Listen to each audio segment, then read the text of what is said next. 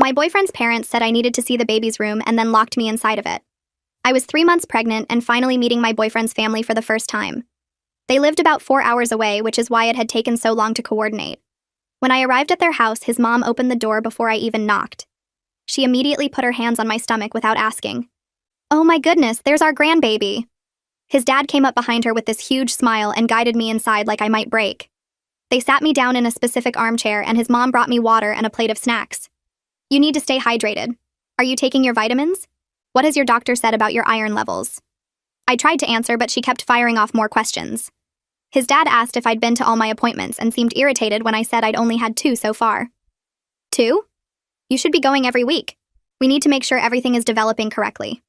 My boyfriend just sat there nodding along like this was normal. During dinner, his mom watched every single bite I took. "You need more protein. The baby needs protein for brain development." She piled more chicken onto my plate even though I said I was full. His dad asked detailed questions about my family medical history that felt way too invasive for a first meeting.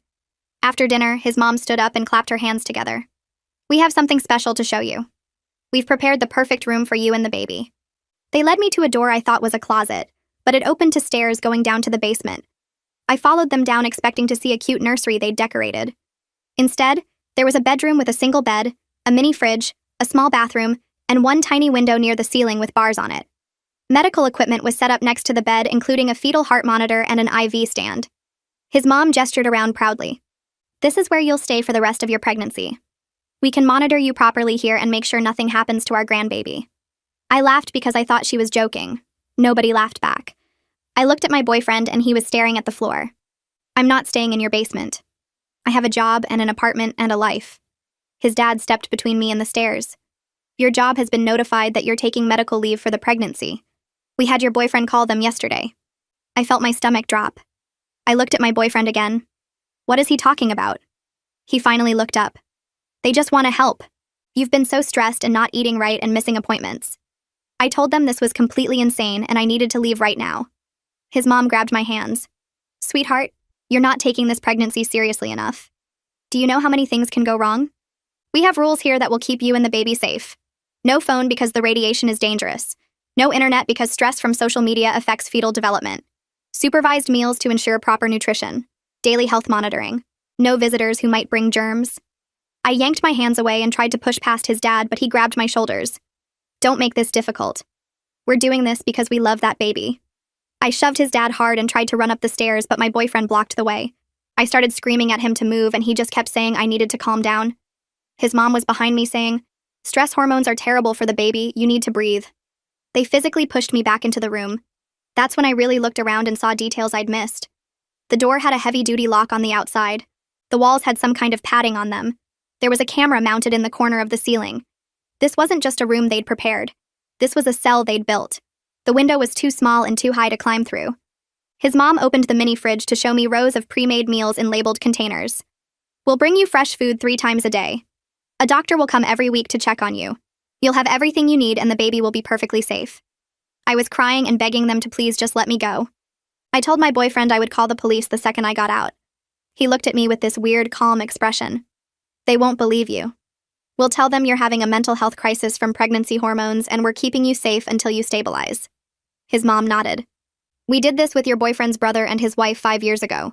She fought at first too, but by the end she understood. Their baby was born completely healthy." I felt like I was going to throw up. They all started backing toward the stairs. I rushed forward, but his dad shoved me hard and I fell backward onto the bed. His mom blew me a kiss from the doorway. "Get some rest, sweetheart. You're going to need your energy. We're all so excited to take care of you."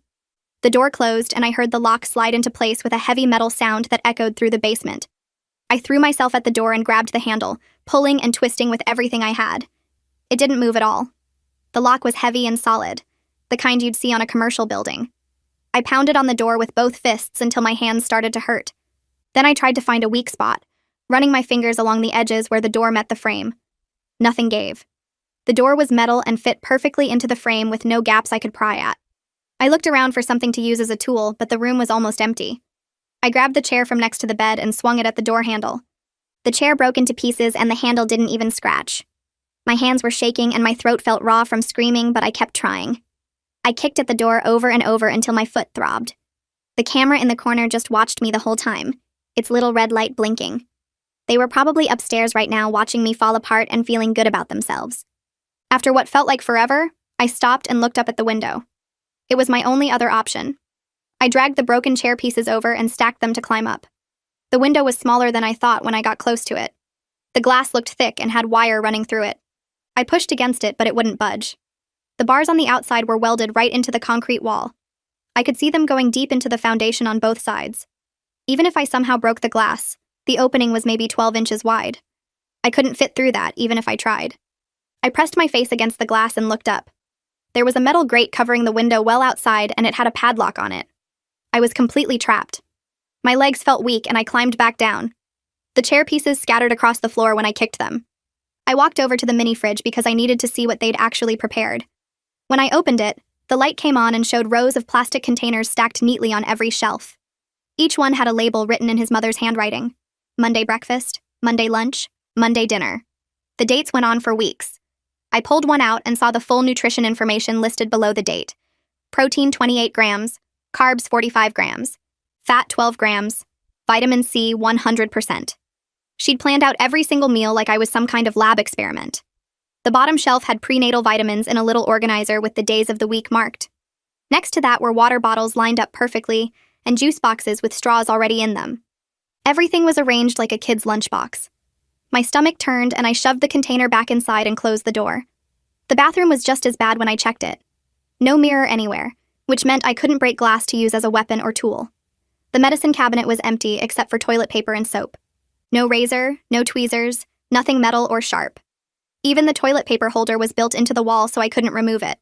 I turned on the shower and only warm water came out no matter which way I turned the handle. The pressure was weak, like someone had put a restrictor on it. They'd thought of everything. The toilet was the only hard surface, but it was bolted down solid. I sat on the edge of the bed and put my head in my hands. Every possible escape route was blocked. Hours passed before I heard footsteps on the stairs. The lock clicked and my boyfriend came in carrying a tray. He wouldn't look at me at all. He set the tray down on the small table and turned to leave right away. I stood up and tried to keep my voice calm even though I wanted to scream. I asked him how he could possibly think this was okay. He finally looked up, but his eyes slid away from mine almost immediately. He said his parents were doing this because they loved the baby and wanted to make sure nothing went wrong. His voice was flat, like he'd practiced the words. I told him this was kidnapping and abuse and completely insane. He just shook his head and said I didn't understand how dangerous pregnancy could be. Then he left and locked the door behind him. I looked at the tray of food and something inside me snapped. I grabbed the plate and threw it as hard as I could against the wall. Food splattered everywhere and the plate broke into pieces. I was screaming that I wanted out right now. I picked up the cup and threw that too.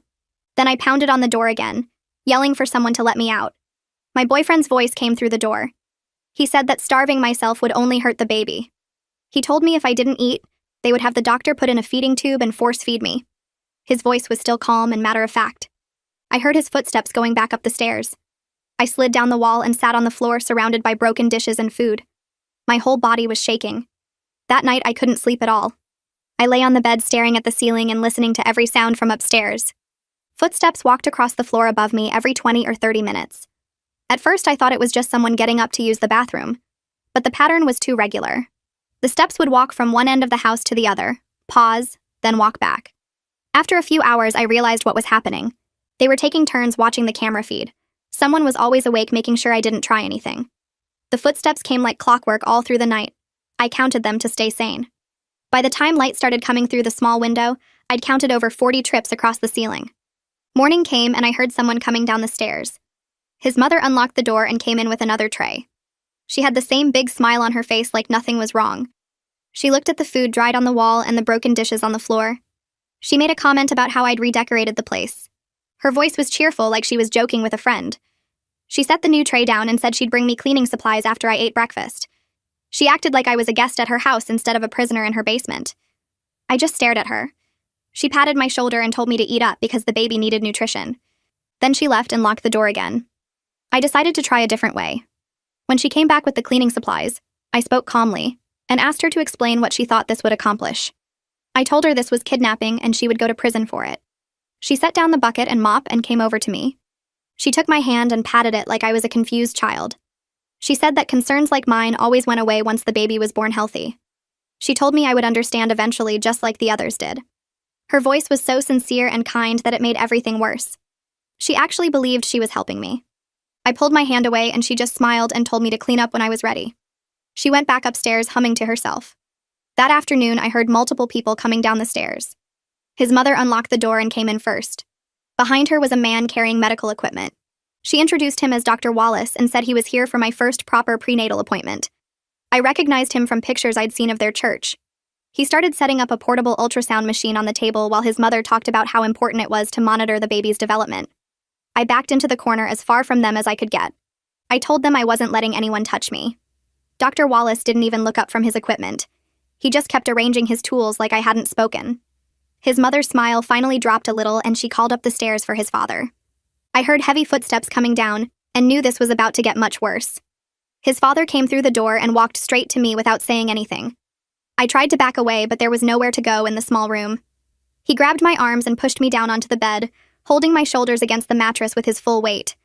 I kicked and twisted, but he was too strong and Dr. Wallace moved in with his equipment like this was a normal appointment. His mother stood by the door watching with her arms crossed. I screamed for them to stop and his father pressed down harder, making it difficult to breathe. The doctor pulled up my shirt and squeezed cold gel onto my stomach without warning. I was crying and begging them to please just let me go, but nobody responded. Dr. Wallace moved the ultrasound wand across my skin and stared at the small screen he'd set up on the table. He made notes on his clipboard between checking the monitor. His mother asked if everything looked good, and he nodded without looking up. The whole examination took maybe 10 minutes, but it felt like hours with his father's hands digging into my shoulders. When the doctor finally stepped back, his father let go and I curled onto my side, sobbing. Dr. Wallace wiped off his equipment and packed it away in his bag. His mother came over and tried to pat my head, but I jerked away from her.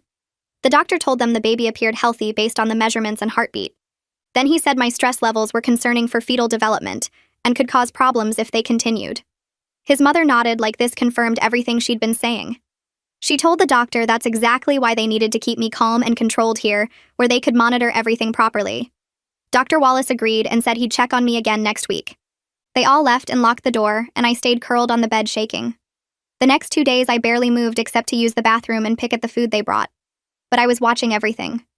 I studied every inch of that room looking for any weakness I could use. The padding on the walls was thick industrial material bolted straight through to concrete behind it. I tried pulling at the edges, but the bolts were sunk deep and I couldn't get any leverage. The bed frame was metal and welded together, then bolted to the floor so I couldn't even slide it. The mini fridge was too heavy to lift and had no removable parts. The bathroom fixtures were all one piece installed into the walls. Even the toilet paper holder was recessed into the wall with no sharp edges. The small window had bars that were set into the concrete foundation, and the glass was reinforced with wire mesh inside it. The door was solid wood with metal reinforcement, and the lock was industrial grade on the outside. I counted the bolts holding the wall padding. I measured the room by walking heel to toe. I timed how long the light from the window lasted each day. I was looking for anything that could help me, but everything was built to keep someone trapped. On the third day, I noticed something about the camera mounted in the ceiling corner.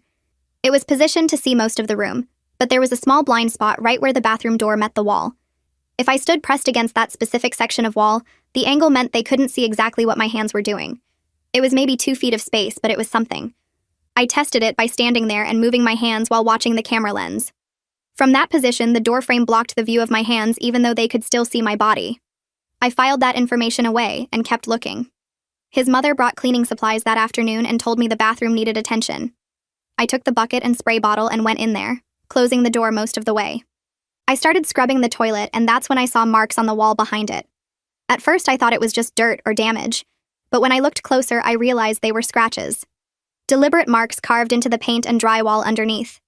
They were organized in groups of 5 with a line through each group. Tally marks. Someone had counted days here before me. My hands started shaking as I kept counting. 10 days. 20 days. 50 days.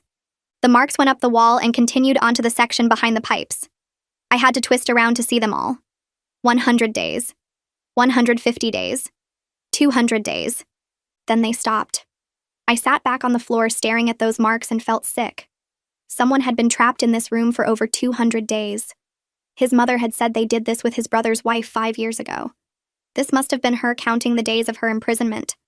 I kept cleaning, but my mind was racing. I moved the bed slightly to sweep under it, and that's when I saw more marks on the floor. These weren't tally marks, though. These were words carved deep into the wood beneath where the bed normally sat. The scratches were rough and uneven, like someone had used something small and not very sharp over many attempts. I had to get down on my hands and knees to read them in the dim light. Marilyn, if you fight, they hurt the baby. The letters were shaky and desperate looking. Each one had been carved multiple times to make it deep enough to read. I ran my fingers over the grooves and felt how much effort had gone into scratching this warning into the floor. Marilyn, his brother's wife. The woman his mother said eventually understood and had a healthy baby. She'd been here in this exact room carving warnings to whoever came next. That night I heard someone coming down the stairs, and it wasn't his parents' footsteps. The lock turned and a younger guy came in carrying a dinner tray. He looked like a thinner version of my boyfriend with the same nose and chin. This had to be Gary, the brother. He set the tray on the table and turned to leave, but I spoke up before he could. I asked him directly about Marilyn and what happened to her here. He froze for just a second, and I saw something flash across his face. Then he recovered and turned back with a blank expression. He said she was fine now and their daughter was perfectly healthy, so I should trust the process like she learned to do. I asked him how long they kept her locked down here, and he said that wasn't important. What mattered was the baby being safe, and Marilyn understood that eventually. He left quickly after that and locked the door. But I'd seen his reaction when I said her name. He knew exactly what had happened in this room. I decided to change my approach. Fighting them wasn't working, and I needed time to figure out a real plan. The next morning, when his mother brought breakfast, I ate everything on the plate without arguing. I took the vitamins she handed me and drank the whole glass of water. She looked surprised but pleased. Over the next few days, I kept eating the meals and acting calmer. I stopped yelling when they came in. I answered their questions about how I was feeling. His mother started smiling more and talking to me like we were friends. She told me that acceptance was the first step toward a healthy pregnancy. She said once I stopped fighting reality, I would see they were only trying to help. I nodded and pretended to agree while my mind was working on what to do next. Dr. Wallace came back for another examination a week after the first one. This time I didn't fight or scream when his father came down with him. I lay on the bed calmly and let the doctor do his work. I asked questions about the baby's development and what the measurements meant. Dr. Wallace seemed relieved by my cooperation and actually answered some of my questions. He spent less time restraining me and more time explaining what he was seeing on the ultrasound. I watched carefully how he entered and exited the room. His father unlocked the door from outside and held it open while the doctor came down the stairs. The doctor always set his medical bag down near the door while he set up his equipment on the table. His father stood by the door the whole time watching. After the exam, the doctor packed up his equipment and picked up his bag and left first, while his father locked the door behind them both. The routine was consistent and predictable. During that examination, I noticed something I hadn't seen before. When Dr. Wallace set his medical bag down by the door, his phone was sticking out of the side pocket. It was a newer smartphone with a black case, and I could see the edge of it clearly from where I sat on the bed. The doctor never used it during the exam and didn't seem to check it. He just left it in his bag the whole time he was working. If I could get to that bag for even 30 seconds, I could call for help. But his father was always standing right there by the door watching everything.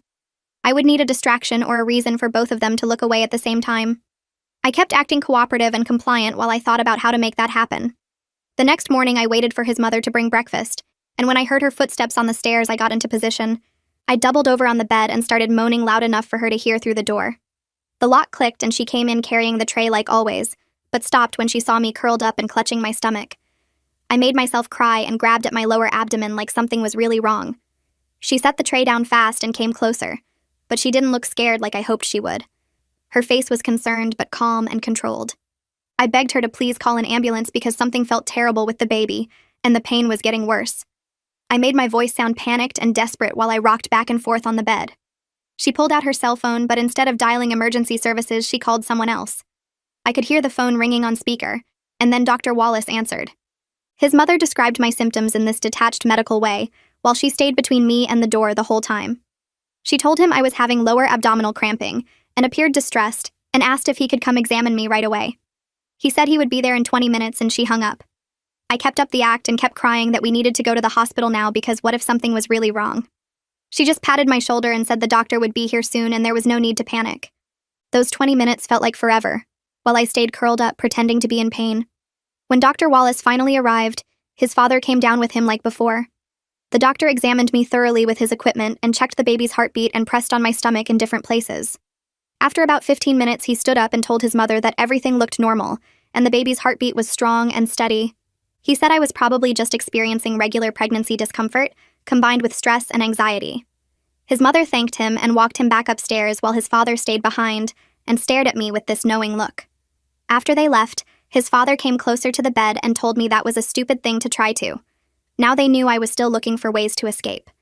He went back upstairs without another word and locked the door. The next day, his father came down with tools and a ladder. He spent over an hour installing a second camera in the corner opposite from the first one. I watched him work and realized he was covering the blind spot I had found near the bathroom door. When he finished, he tested both cameras from different angles and seemed satisfied. Now they could see every single corner of the room, and there was nowhere I could hide anything or do anything without being watched. I felt the last bit of privacy I had disappear completely. After he left, I looked around the room and understood that any plan I tried to make would be visible to them through those cameras. I started trying to keep track of how long I had been here by counting the meals they brought and watching the light that came through the small window. The light changed throughout the day so I could tell morning from afternoon.